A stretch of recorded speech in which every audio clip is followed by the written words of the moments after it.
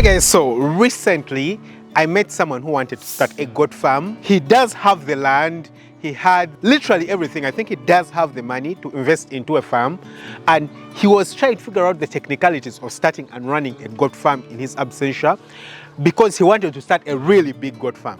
And his goal was getting or raising goat farms for export. That was the entire goal. So he called me and he meets me and he's like, well, I want to start a big goat farm because I want to raise goats for export. You know, he wants to get the goats, process the meat, and export them outside the country.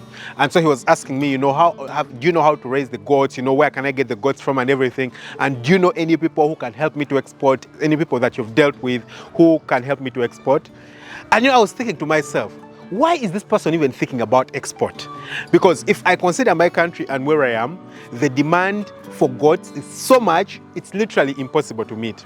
I remember a while back, I was living in a town. Now, I'm in Uganda, and in my country, around 50 million people. Yeah, we have about almost 50 million people in Uganda currently. And I mean, the population growth is like exploding. It's one of those countries where things are still going well, because at first I honestly thought population growth is a terrible thing. The fact that, you know, a lot of Ugandans or a lot of Africans have quite a number of children, maybe 2, 3, 4 children, and that was a really terrible thing. Until I started looking at stats recently, and you look at countries like South Korea, like Japan, even in Europe, like Norway, like a lot of countries like Spain, on average they have like 1 child per family, 1 point something children per family. Now this is 2 people coming together, and on average they have less than 2 people. That means their population is going to collapse. And what the hell do we do when the population collapses? Think about it, yeah? I mean, at some point you're going to need people. You're going to need people, and I don't know. Of course, with all the AI and everything that's coming in, probably the need for people is reducing, but we're still going to need people to do a lot of stuff. And unfortunately, a lot of countries, the population is collapsing. So I'm quite glad, honestly, that for us, the population is actually still growing up and shooting. But what that means is that I was living in a town close by, you know, when I was still working as a doctor, one of the places where I was working, it's a small town, not like, you'd call it a town, yeah. And it's not like a city. And there was this guy where I used to buy goat's meat from, roasted goat's meat. And I talked to this guy, and at that time I was considering starting a goat farm myself. And then I asked the guy, and he told me he slaughters about 5 to 8 goats every day. 5 to 8 goats every day. At that point, the reason I asked him is because I was asking him, you know, can I supply you with goats or goat's meat whenever the time comes? Yeah, is it okay for me to supply you? And I was like, yeah, you can. And I asked him how many. He's like, 5 goats every day, 5 to 8 goats. So what that means is that in 10 days, this guy uses 50 goats. In 100 days, that's 500 goats.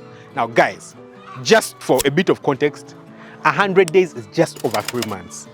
Where the hell can you get 500 goats from one farm, like one farmer, to produce 500 goats in just 3 months? It's impossible. That means the demand is crazy. It's just too much. So this guy just moves in the local areas. I mean, every day they're just busy scavenging for goats. And maybe we'll say that, let's say 500 goats is, maybe the goats that he slaughters are smaller. Let's say that he's probably going to get the more exotic goats, yeah? So maybe he needs 200 goats in 3 months. Again, who can supply those? 200 goats in 3 months. That makes it about what? 66, maybe 70 goats. So 70 goats every month. Who is going to produce 70 goats every month? Some farms can, but most don't, yeah? So as you can already see, the demand is already too crazy. Guys, I produce over 270 trays every day on the farm, and I sell all of them. All of them. And I sell them within a radius of just 25 kilometers. 25-kilometer radius, not further than that. Quite crazy, yeah? So in all directions, I never move more than 25 kilometers, and I have everything sold. So what I want to tell you is that it's actually possible to produce and sell everything that you produce locally, yeah? The one thing that I always tell people, and what I told this person, is that, you know, you want to do export, but why would you do export when the demand over here is something that can't be catered for? Yeah, the demand on the local market is too much. Why would you go through the inconvenience of having to export, dealing with customs, dealing with the taxman at the customs, then you'll have some shady people over there. I mean, those are sometimes the problems that we face being here in Africa and again in Uganda, yeah? You produce your product, and then when you reach customs, it's okay for you to pay the taxes, but then someone wants to take half of your profit. I mean, for them to let you export the thing, they're going to take half of your profit. Why? Why would you go through all that hassle? Just sell to guys on the streets, people who are looking for this stuff normally, yeah? So in today's video, I just want to go through the details to just show you how to actually capture the market locally, because that's something I've actually figured out how to do. That's something that you need to do. So the key and major thing that you want to do in order to not go through the hassle of market is ensure that by the time you start your farm, you're actually quite strategic. You've figured out where the market is. That is it. That's the deal. So for me, when I started out over here, honestly, I wasn't strategic. Luck just fell on me. I was lucky. Now, I know people who have started farms in other places and they were not that lucky because they didn't do the research to try and find out where the market is and all those things. Yeah. So they didn't do any of those things and they made the mistakes. So they were not very strategic. I was luckily strategic because by the time I started out, well, there were farms around, but first of all, they were not really serious. But secondly, even if they were serious, the demand was still too much for us to be able to fulfill all the demand. So that is the first thing. Make sure that you're strategic. So for example, this person who wants to start a goat farm, just the fact that they are in Uganda is strategic enough because the demand is too much. So if you're in a country, you're in a place where the demand is too much. I have someone who is in the Farm Up Academy in Namibia, and over there in Namibia, almost all the eggs that they have, I believe, are imported from like South Africa or things like that. So they don't have a lot of commercial poultry farms. So just her being in Namibia and starting a farm in Namibia is strategic. She doesn't need to think about which part of my Namibia do I need to move into.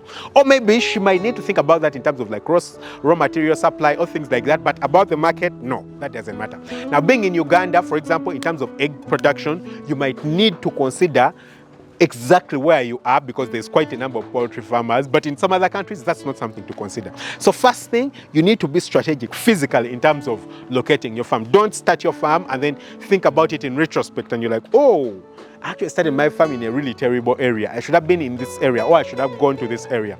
And the one thing that I want to tell you is that when it does come to like poultry production and egg production, the more rural, the better it is.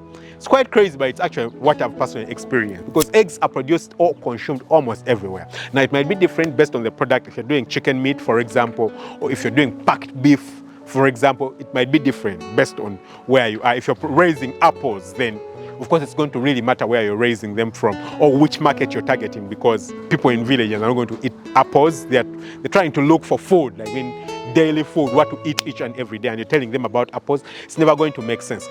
But your location actually plays a very, very key role. Now, the second thing is actually paying attention to customer satisfaction. That is very, very important because one thing that is very easy to lose track of is how happy are the customers, the clients that you're supplying your products to.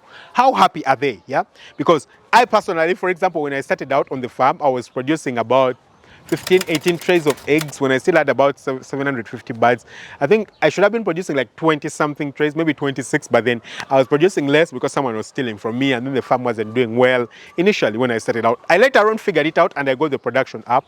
But the thing is, at that point, I struggled to get the market. Now, at some point, I finally managed to get the market, but when I still got the market, I didn't know how exactly to deal with the market. So what happened is that I reached a particular point where I ran out of stock in terms of I didn't have chickens on the farm, yeah? So my chickens on the farm, you know, I got rid of them. The person who was supposed to supply me so that I have a replacement flock didn't. So then I reached a point where I had a gap in terms of supply. Now what happened at that particular point is that someone else came and took the clients and the customers became their customers. They could have been my customers, but the customers became that person's customers. What I did at that point is actually not paying attention to customer satisfaction because you want to make sure that first of all, you have this consistency of supply, yeah? Currently, I have told you guys the number of trays I produce and I have a tricycle that delivers these eggs to the customers, yeah? The customer just makes a call or we make a call to follow up with them just to find out whether they have eggs or, you know, they need a supply of eggs. How soon do they need the eggs? How many of them do they need? We tell them the price so that they plan ahead so that when we do come to supply them, I mean, there's no surprise. There's no surprises. There's nothing like supplying the eggs late. There's nothing like, you know, the person needs a supply of eggs and we don't have a supply of eggs. You don't want to have any of those things, yeah? So if you can have great customer satisfaction, yeah? Have a great bond with your customers. That's the key thing, yeah? You need to make sure that, you know, you have a great bond with your customers. The person who is in charge, yeah? That's the other thing, meanwhile. The third point, yeah? You need to make sure that you're intentional about selling. Intentional about sales, yeah? It shouldn't come as an afterthought of I have a product now, where the hell do I sell it to? Who the hell do I sell it to? No, you need to be very intentional about making sure that you actually get market and you get great market, yeah? I mean, Sales should actually be like the #1 priority thing when it does come to your farm. It needs to be sales. It should be the one thing that you pay a lot of attention to. If you pay a lot of focus to it, then what's going to happen is that the market is going to dictate everything. Yeah, it's going to force you to have to produce more, force you to keep producing more. Yeah, and I mean that's what's happening to me. You guys can see the land right here now. Of course, it's bright in the distance. I think you can see a cow in the distance. It's blackish. Yeah, it's busy feeding. That cow is feeding in my land, and because of how well the farm is performing, especially in terms of sales, they are demanding that I produce more. So I'm going to be expanding the farm and expanding the farm and expanding the farm. That way I should be able to produce enough product to meet, the demand on the market and for me to keep something for myself. So you need to make sure that you pay attention to it. Yeah? The person who is selling needs to be very intentional. You need to pay attention to the sales process and ensuring that you do produce what the customers need and you meet their thirst, their desires, their demands. If you do that, the demand will just never end. Yeah. So I hope you guys have enjoyed the video. Don't forget to hit the subscribe button, smash the notification bell. That way you never miss out on an upload. Catch you very soon with another video. Lots of love. Bye-bye.